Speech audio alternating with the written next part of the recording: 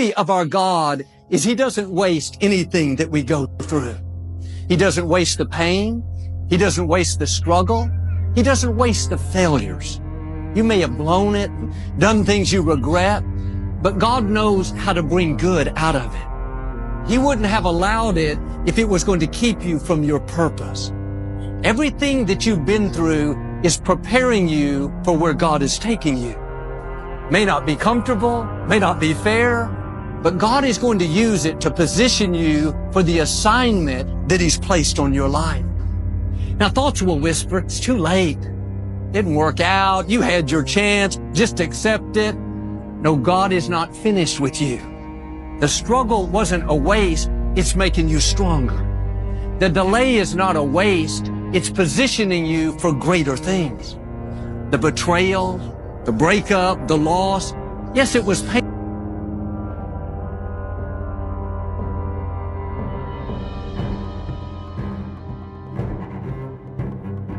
Because you know, when pain gets strong, you can't think. You can't reason. When pain gets strong, you can't figure things out. Sometimes we are so engrossed with the pain that we don't get the point. You can have pain so bad it makes your blood pressure go up. You can have pain so bad that you lose your appetite.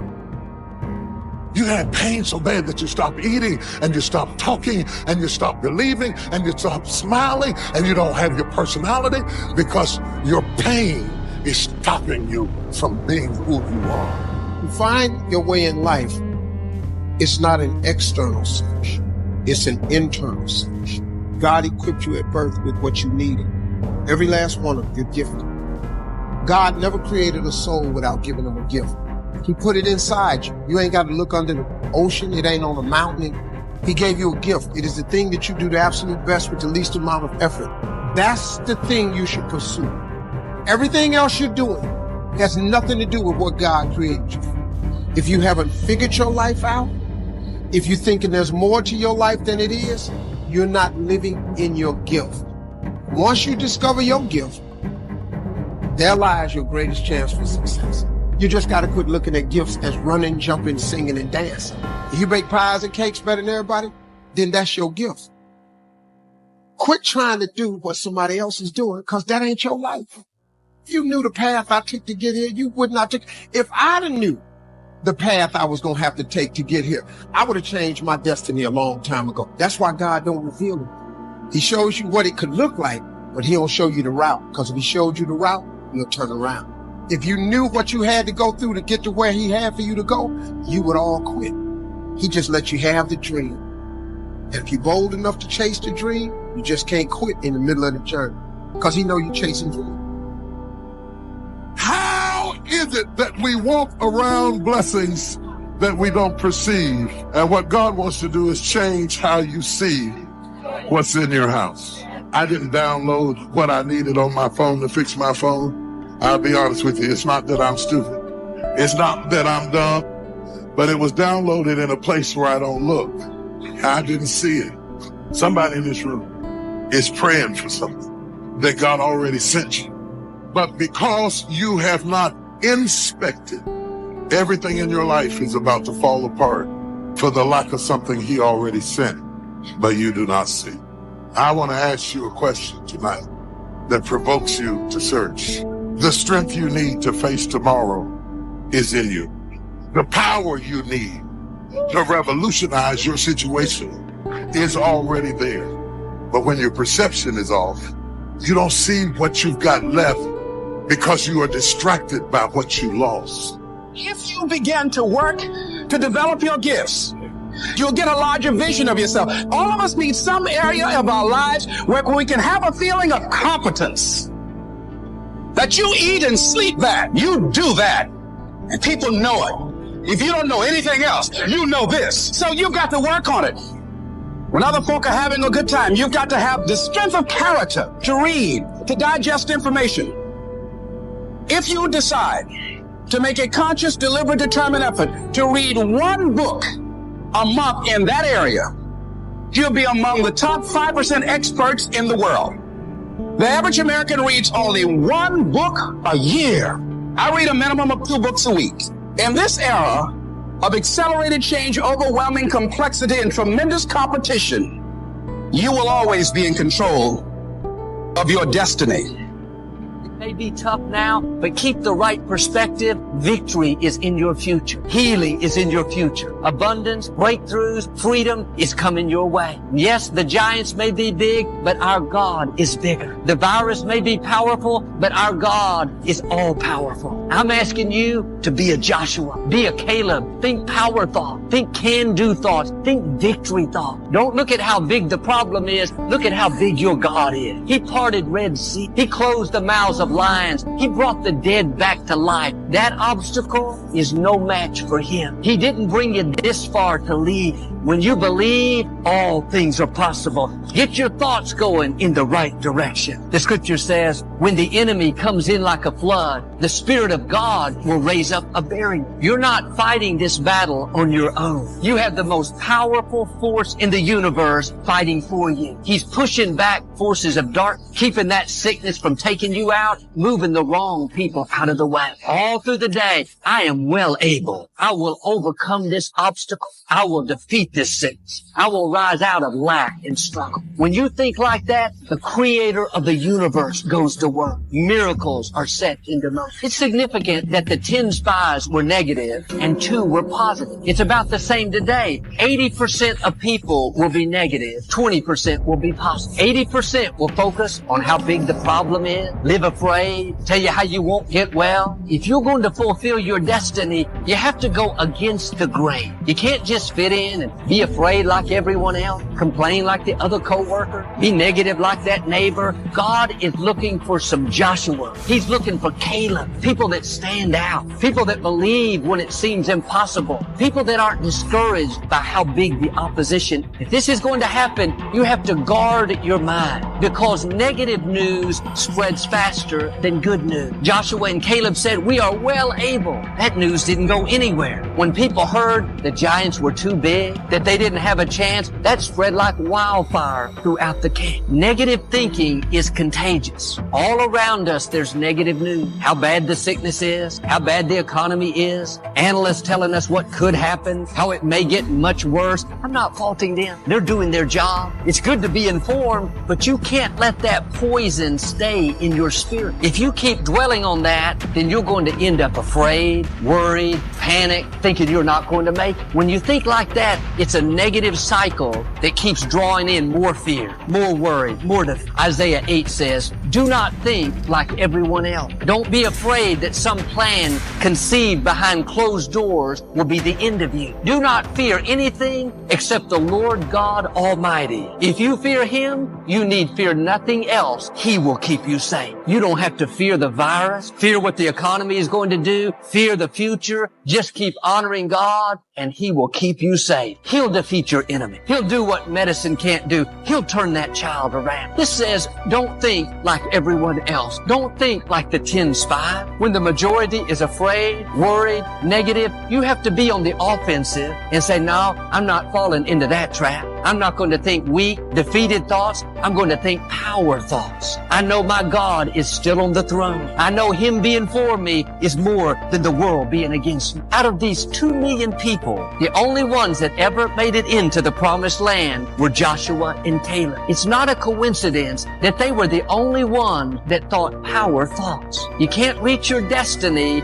thinking negative, limiting thoughts. I was out riding my bike the other day, and I had this same path that I traveled down. It takes about an hour. Most of the route is flat, but there's this one very big hill. You have to dig down deep and really push to make it up that hill. I like to exercise. I always get prepared for this hill and enjoy the challenge. But this particular day, I was tired. I'd worked out hard earlier. I'd been traveling a lot, not had much sleep. And about 10 minutes into my ride, I started thinking, I don't want to go up that hill. I don't feel like it. I don't have the strength. I don't want to have to push. On and on, I kept dreading it, telling myself how hard it was going to be, wondering if I could make it up. At one point, I received a phone call. I put it on speaker. I started talking as I was riding. We talked and talked. About 20 minutes later, I hung up. I got my mind back on my bike ride. I thought, okay, I don't want to go up that hill. When I looked around, I realized I had already gone up the hill. I rode up it while I was talking, but because I was distracted, not thinking about how hard it was going to be, not convincing myself that I couldn't do it, I made it up the hill with no problem. My legs weren't burned. I wasn't winded. I didn't feel any more tired. I don't even remember going up. I wonder how many times we're telling ourselves what we can't do. I can't stay at home for a month and teach these children. I can't deal with these unfair people at work. I can't handle this challenge in my health. It's going to be too hard. We're dreading things, thinking these weak, defeating thoughts, when the truth is you have already been equipped to handle. You have strength for all things. When God created you, He put in you everything you need to fulfill your destiny. You've lost touch with who you are, the core of your being. You're on social media too much. You're listening to what other people are telling you. You got to listen to yourself. You got to cut all that shit out. You have to look at the things that you love and the things that you hate. So what you don't like is very instructive to you, right? You're looking at things that are very powerful inside of you, that are emotional. They're not intellectual. They're feelings. They're emotions. They're visceral things that you connect to. I've always followed the laws of power, which is change things up. Enter action with boldness. Don't be afraid to do things differently. Adapt your strategy to the circumstance. It's never too late. The earlier you figure it out, the better off you are. But it can happen later in life. Now, I figured out at an early age that I wanted to write. I didn't know what I wanted to write, but I loved words and I loved writing. And if I didn't have that connection when I was 8 years old, all the way into high school and college, I would have been a lost soul. And I empathize with a lot of people who don't have that feeling when they're 8 or 18 or in their 20s. But I've tried to tell people everybody has it. You're just not listening to yourself. You've lost touch with who you are. There are 5 forms of intelligence. We normally associate intelligence with intellectuals, with Noam Chomsky, with Albert Einstein. No, intelligence comes in all forms. Working with your hands is a form of intelligence. A carpenter has a high form. People who are sports, who athletically use their body, that's another form of intelligence. There's music, there's math, there's language. You have one of these frames of mind. By the way your brain is wired, you are inclined towards one of them. Figure that out. You got to be a bit bold. You have to embrace what makes you different. It takes time. To do anything in life takes time and hours, patience, and work. So I like to tell people to go back to their earliest childhood memories of things that really excited them before they got mixed up with parents, teachers, and all that, other people telling them stuff, you know? Got to cut all that shit out.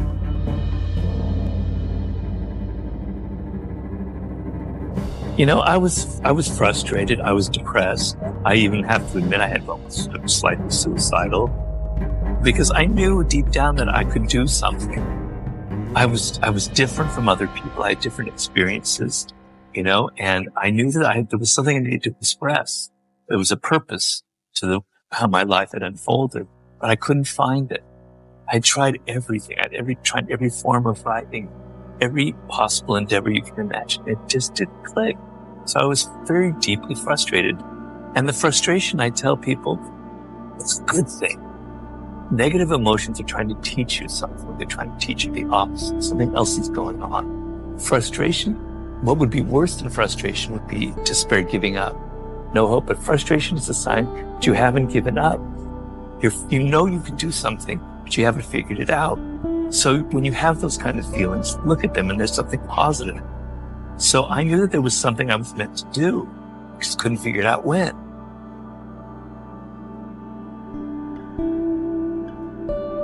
It's easy for me, a boomer, I have to admit that, to preach to you when you have gone through a pandemic that made what looks like to be a recession. And then if you're a millennial, you went through another crash in 2008. It's easy for me to preach. You're dealing with really difficult circumstances.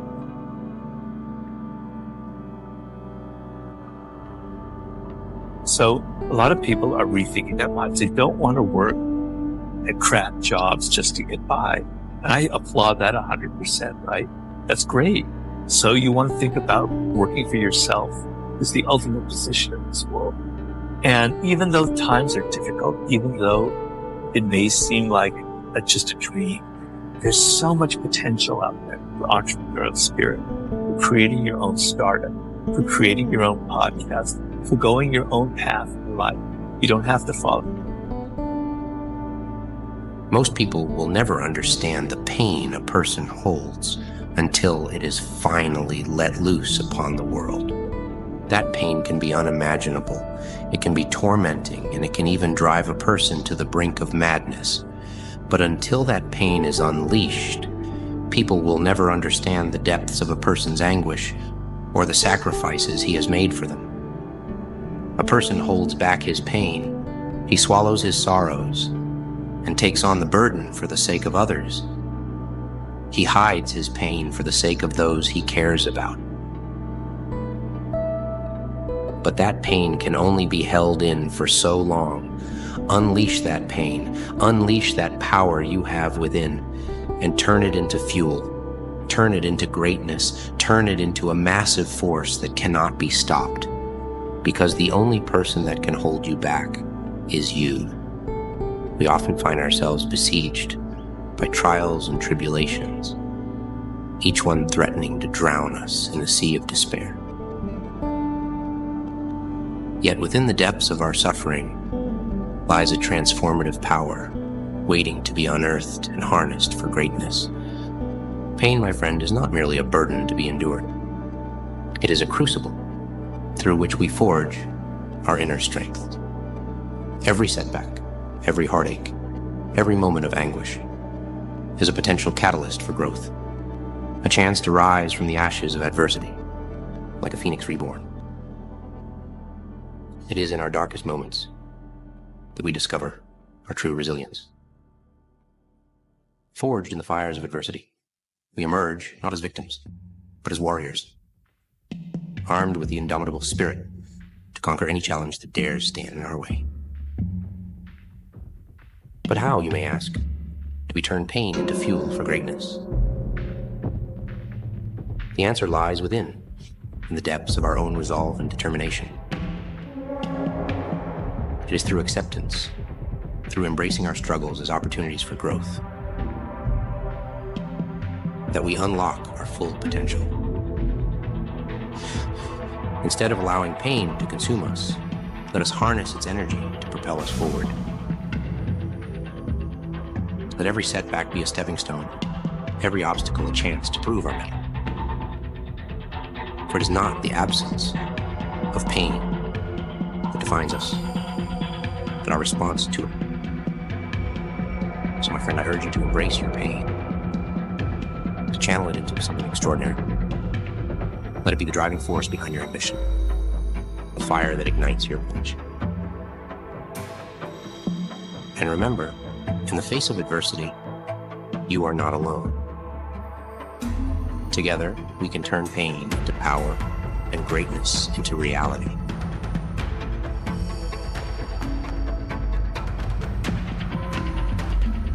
I think you would give me everything you own in 25 years' time to be the age you are now and as healthy as you are right now.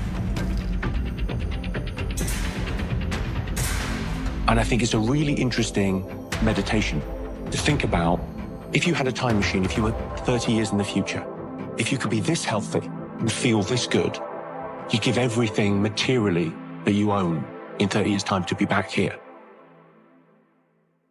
You have to learn to do things you hate in order to do the things you love. No payoffs come without sacrifice. Imagine how much further you'd be if you did things even when you didn't feel like doing them. People think there's some complex formula to winning, when the most basic one is do what you said you were going to do before it became inconvenient. Pick up the world on your shoulders and walk forward. Pick up the world with all of its trouble, with all of its suffering, with all of its evil, and move forward with it. And in bearing that burden, learn that you're the sort of creature that can bear that burden and therefore deserving of respect. I've never encountered an idea that's better than that. There's terrible evil and there's terrible suffering. It's bottomless. But The human spirit is capable of voluntarily taking that on as a challenge. The vision that you glorify in your mind, the ideal that you enthrone in your heart, this you will build your life by. This you will become. You will build your life by, and you will become the visions that you glorify in your mind and the ideal that you enthrone in your heart. So many times in life, the enemy, the greatest enemy, is the inner me, what you are enthroning in your heart and what you are visualizing in your mind. What do you see? What do you want to be? What do you want to do? What do you want to have? Those visions, either extremely, extremely positive, extremely, extremely negative, or somewhere in between in the mediocre realm, those are the visions that you will live your life by and you will become. Success is something you attract. Success is not something you pursue. It's something you attract by becoming attractive. And the whole scope of this we call now personal development. You can have more than you've got because you can become more than you are. You're in your life and you get in your car and you drive to work and you feel this restlessness. You can pay attention to that because that is a signal from deep within you trying to wake your ass up and to get you to take your life seriously. You're one decision away from a different life, and you need to push your ass through all the excuses and all the feelings and start taking action. What has helped me has been me alone, getting my together and being accountable for who I'm not and who I want to be. Every single negative feeling that you feel, the negative feelings that are the reason why so many people quit, are actually the reason why you're doing something right. Because if you're afraid, if you're scared of what might happen, that means you're taking a risk. If you're doubting yourself, if you're questioning whether or not you can do it, that means you're testing yourself. You're pushing yourself past the point of comfort. If you're upset because your friends and family don't support you and you're dealing with criticism from them, that means you're living for you and not for them. So many people just feel the negative feeling and they want it to go away, so they give up on their life. They give up on their dreams. But you have to understand what these feelings mean. It means you're trying to do something exceptional. It means you're trying to do something that most people are scared to do. And it means you're doing something that's going to be worth it.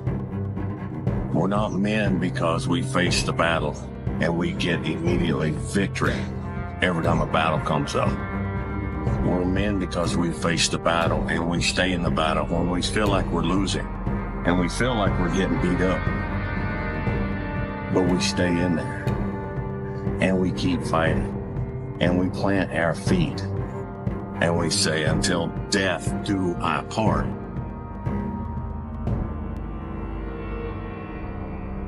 Don't be surprised that you never make any progress if you only show up when you feel like it. Nothing in this life is handed to you.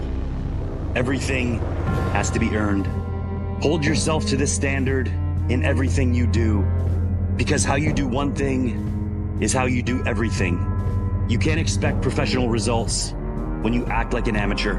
Show up, put in the work, and don't stop until you get there.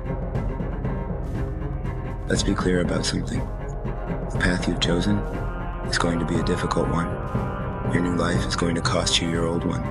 It's going to cost you your comfort zone and your sense of direction. It's going to cost you relationships and friends. It's going to cost you being liked and understood. That doesn't matter. People who are meant for you are going to meet you on the other side. You're going to build a new comfort zone around the things that actually move you forward. Instead of being liked, you're going to be loved. Instead of being understood, you're going to be seen. All you're going to lose is what was built for a person you no longer are. Remaining attached to a life you're unhappy with is the greatest act of self-sabotage, and releasing it is what you must prepare for to truly be willing to see real change. Nobody knows but you. You can't get advice on what you should do with your life, right? Nobody knows what you are. Like even sometimes you don't really even know what you are. You got to take your shot. You got to do it alone. And people will help you, and when you get the ball rolling, people will jump on. But if you don't believe, nobody else is going to believe. Following your dreams is a lonely, solitary, scary, dangerous pursuit. You can't wait for somebody to think you can do it. It's a lonely, scary, dangerous pursuit, and you got to be willing to risk everything to become. You got to be fearless. You got to be relentless.